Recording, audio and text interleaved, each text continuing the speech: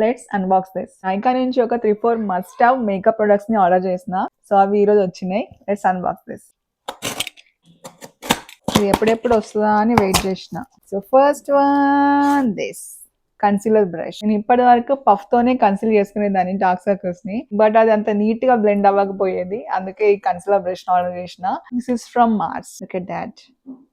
ఇట్లా కన్సిల్ చేసేసుకోవచ్చు మంచిగా.